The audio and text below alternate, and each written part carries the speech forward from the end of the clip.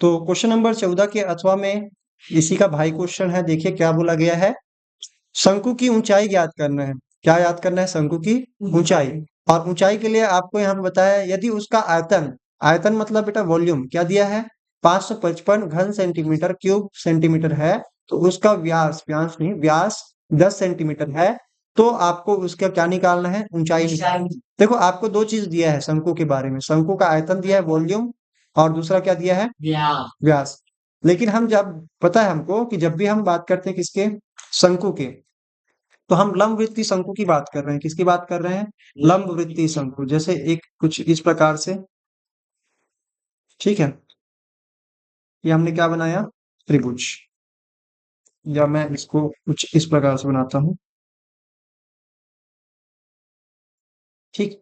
अब इसको मुझे क्या बनाना है? शंकु बनाना है। तो एक मिनट में इसमें थोड़ा सा कलाकारी कर रहा हूँ। आपको भी बनाना रहता है एग्जाम में, जब भी आप बनाएंगे तो अपने आवश्यकता अनुसार आप इसको जरूर से क्या करेंगे? बना लेंगे, ठीक है। तो मैंने ये लगभग बना ही दी है। ये मेरा क्या है? शंकु है। अब इस शंकु का बेटा देखो ध्यान से, हम इसको क्या बोलते हैं? ये वाला हिस्सा इसकी क्या कहलाती है? लंबवत ऊंचाई। इसको हम क्या बोलते हैं? ऊंचाई बोलते हैं, ठीक है। और यही हमको क्या निकालना है? याद करना है। एक होती है तिर्यक ऊंचाई, और यहाँ से इस केंद्र से इस सर्कल, जो नीचे वाला जो पेंदा है ना, इसका तल है, वो क्या है? वृत्ताकार है। और उसकी एक त्रिज्या होगी, जिसको हम यहाँ पे आर को क्या बोल, इसको आर बोलेंगे, और ये हमारी क्या है? त्रिज्या है, ठीक है। और ये जो है सबसे जो ये बाहर वाला पॉइंट है, कहने का मतलब है ये तिरछी, ये लंबाई, इसको हम क्या बोलते हैं? तिर्यक ऊंचाई। क्या बोलते हैं इसको? तो याद रखना, इसको हम बोलते हैं तिर्यक ऊंचाई। तो ये हमारा है तिर्यक ऊंचाई। तो सर अभी यहाँ पे हमको क्या क्या पूछा गया है? तो सबसे पहले आप देखो, शंकु की ऊंचाई दिया है, आयतन बताया है। क्या बताया है? आयतन। तो शंकु का जो आयतन होता है वो बेलन के आयतन का कितना होता है? एक तिहाई होता है ना। ध्यान रखना कि तीन ठो शंकु को, एक बेलन के जितने हाइट का शंकु और उसके जितने त्रिज्या का अगर आप शंकु लेते हैं, तो उसके कितना, एक तिहाई हिस्सा क्या होता है? भर जाता है, अगर एक शंकु से ढालते हैं तो, ठीक है। अब देखिए, इसको जब हल करेंगे तो ये सारा चीज आपने बनाने के बाद क्या करना है? हल करके यहाँ पे लिख लेंगे। क्या लिखेंगे? दिया है, जो भी दिया है उसको प्रॉपरली लिखेंगे। दिया है, क्या क्या दिया है? शंकु की ऊंचाई, वो तो ज्ञात करना है। शंकु का आयतन, क्या दिया है? शंकु का आयतन, शंकु का आयतन। तो आयतन को हम जनरली v से शो करते हैं, वॉल्यूम से। और यहाँ पे क्या दिया है? 550 घन सेंटीमीटर, घन क्यूबिक सेंटीमीटर, ठीक है, क्यूब सेंटीमीटर। और क्या दिया है? दूसरा व्यास दिया है, तथा व्यास, तथा व्यास, व्यास को डायमीटर बोलते हैं ना। तो व्यास क्या होता है? आपको पता है, हमको व्यास से जरूरत नहीं है, हमको तो त्रिज्या चाहिए ना शंकु की। क्या चाहिए? त्रिज्या। व्यास क्या होता है? ये टोटल लंबाई को बोलेंगे, एक छोर से दूसरे छोर तक। तो ये त्रिज्या का दुगना होता है, तो ये इसको लिखेंगे 2 गुना त्रिज्या। व्यास बराबर क्या होता है? 2 गुना त्रिज्या, जो कि है 10 सेंटीमीटर। तो त्रिज्या जो कि आर है ना, त्रिज्या जो कि आर है, तो यहाँ पे बोलेंगे त्रिज्या आर बराबर क्या हो जाएगा? 10/2, यानी कि 5 हो जाएगा। 10/2 यानी कि 5 सेंटीमीटर। क्लियर है? यहाँ तक कोई दिक्कत नहीं होगा, क्योंकि अभी मुझे इसी से काम था। क्यों? क्योंकि मुझे जब आयतन के लिए फॉर्मूला जब होता है, देखो माना, यहाँ पे लिखना पड़ेगा बेटा, क्या लिखना पड़ेगा?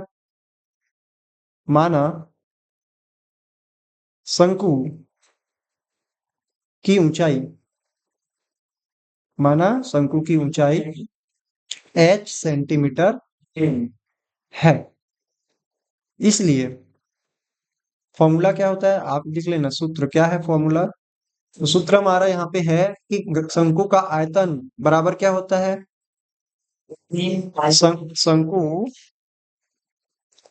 का आयतन बराबर होता है गोले के आयतन, यानी कि सॉरी, बेलन का आयतन होता है पाई आर स्क्वायर एच होता है। तो उसका 1/3 कर देंगे तो क्या हो जाता है? शंकु का आयतन।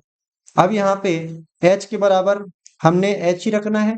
हमको यहाँ पे शंकु का आयतन दे रखा है पहले से क्वेश्चन में, v बराबर तो हम लिखेंगे शंकु के आयतन की जगह में क्या लिखूंगा 550 और 1/3 पाई की जगह में आप रखो तो रख सकते हो, यहाँ पे रखेंगे 22/7 और यहाँ पे आर की जगह में क्या रखेंगे, त्रिज्या की जगह में 5 सेंटीमीटर, तो यहाँ पे लिखेंगे 5 का वर्ग और गुना एच। ठीक है, चलिए अब ये सारा कुछ हो गया है, तो एच निकालना है मुझे। एच के साथ जो जो ऊपर में नजर आ रहे हैं वो सारे के सारे बट्टे में चले जाएंगे इधर, समझ में आ गया। और जो नीचे में दिख रहा है 3 और 7 वो क्या हो जाएंगे, पक्षांतर करने पर, ट्रांसफर करने पर ऊपर चले जाएंगे। तो यहाँ पे मैं रख रहा हूँ एच बराबर क्या हो जाएगा, 550 अपने जगह में है ना, और इसके गुना में क्या जाएगा 3, गुना में जाएगा 7 और बट्टे में क्या जाएगा, चलो एक को लिखने की कोई जरूरत नहीं है, आप क्या करेंगे बट्टे में लिखेंगे 22। ठीक है, बट्टे में क्या लिख देंगे 22 गुना क्या लिखेंगे 5 का वर्ग, मतलब 5 गुना में 5। देखो ये 5 का वर्ग है ना, इसको हम कैसे लिख सकते हैं, चलो मैं एक स्टेप और लिखकर आपको समझा देता हूँ कैसे लिख रहे हैं। तो ये 550 बराबर ये हो जाएगा 1/3 गुना 22/7 और गुना 5 गुना 5 गुना एच। ठीक है, तो ये सब रहा। अब यहाँ पे एच हमको निकालना है, कैसे निकलेगा, तो जो कॉमन चीजें कटने लायक है उसको काट देंगे। यहाँ से मेरे ख्याल से कट जाएगा 5 के पहाड़े से 5 एकम में 5 और 5 एकम में 5, 5 एकम में 5, 5 शून्य में 0 हो गया। फिर 11 के पहाड़े से कट जाएगा 11 दाहम में 110 और 11 दूनी में 22। अब यहाँ पे आप देखोगे 5 एकम में 5, 5 दूनी में 10, फिर 2 एकम में है ना, 2 एकम में 2, 2 एकम में 2 कट जाएगा ऊपर नीचे, बचा क्या 3 गुना में 7। तो h बराबर क्या लिखेंगे, 3 गुना 7 मतलब 7 तिया 21 सेंटीमीटर। तो ये रहा बेटा आपका एक्चुअल में जो हमको चाहिए था, क्या चाहिए था, ऊंचाई। तो इसलिए आप क्या बोलेंगे, अतः शंकु की ऊंचाई, शंकु की ऊंचाई क्या है, h बराबर 21 सेंटीमीटर है। ये लिखने पर ही आपके आंसर पूरे होंगे। क्लियर है, आसान था क्वेश्चन। बस आपको यहाँ पे ध्यान ये रखना है थोड़ा सा ट्रांसफर वगैरह करते समय कि क्या ऊपर जाएगा क्या नीचे जाएगा। ठीक है, अगर ऊपर नीचे का आपको सही से नहीं तो आप काटेंगे भी गलत। आपको अगर काटना नहीं आता है तो बार बार इस वीडियो को प्ले करके देखिए, आपको समझ में आ जाएगा कि ये क्वेश्चन को कैसे किया गया है।